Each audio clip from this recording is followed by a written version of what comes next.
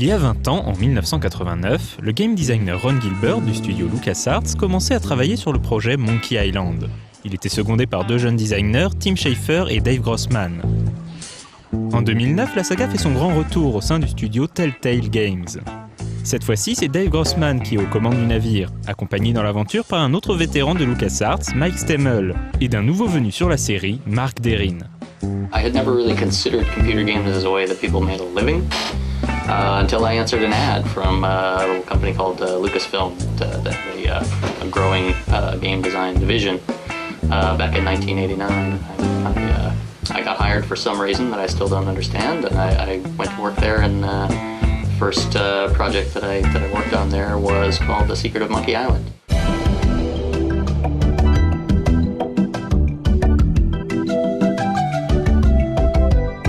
We're just having fun in the office. We didn't really know what we were working on, or that it would be,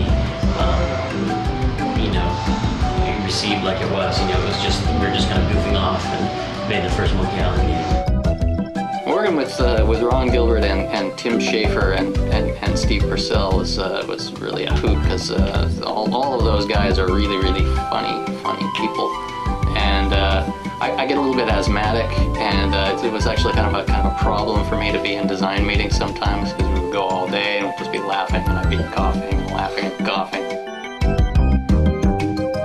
Ron Gilbert is probably one of the sharpest minds in terms of just sort of designing a game and a story at the same time. He really understands like how to do puzzle design, how to integrate it with a compelling story.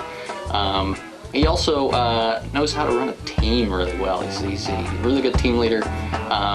He gives you the tools to do your best work, and at the same time he kind of gives you the enthusiasm to do that work.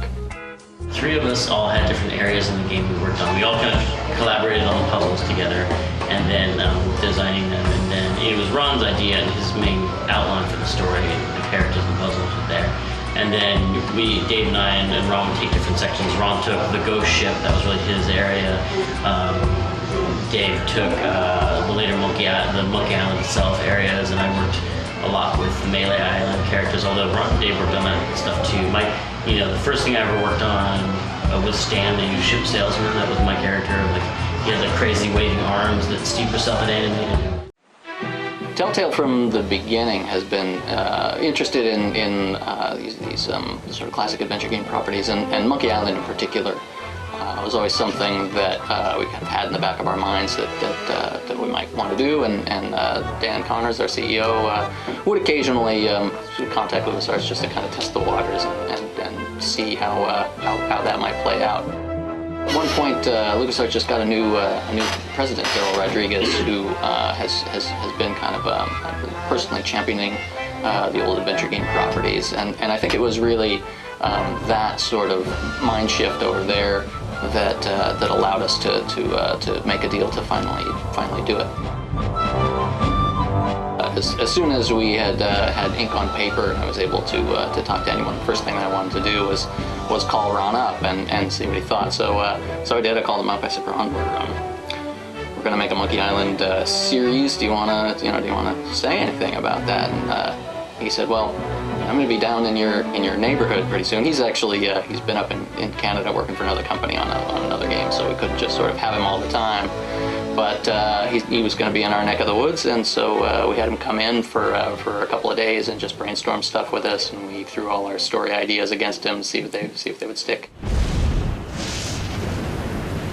At last, my victory is at hand. I think the specific challenges are getting that right balance of the serious undertones that Monkey Island always has. There's a seriousness that goes kind of throughout its core, and then it's layered with silly on top of that. So making sure that balance is just right is kind of unique to what we do in Monkey Island.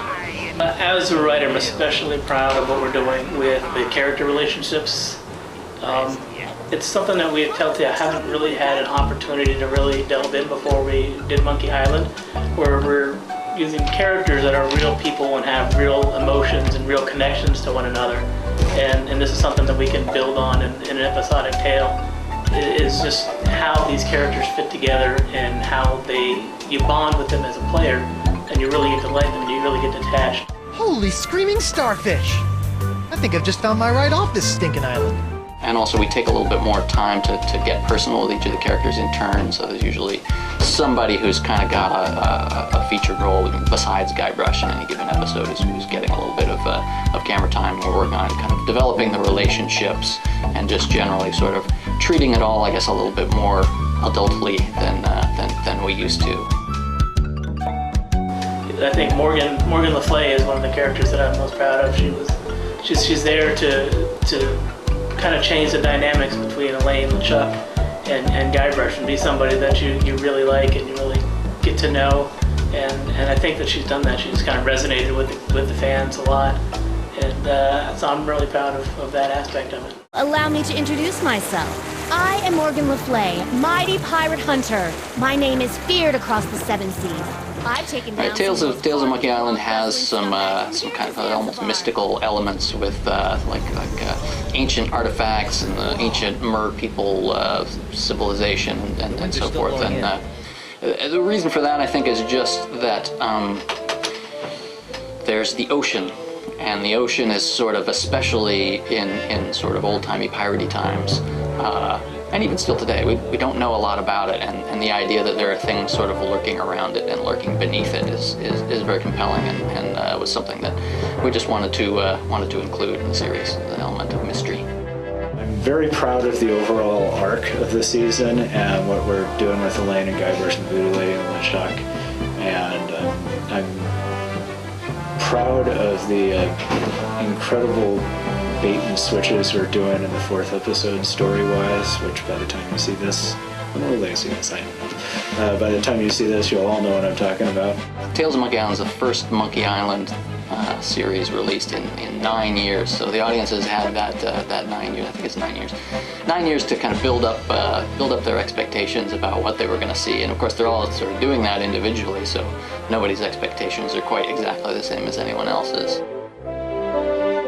Monkey Island has an incredibly dedicated fan base, but as it happens, I've worked on a number of licenses now with incredibly rabid fan bases, so I've kind of gotten used to it.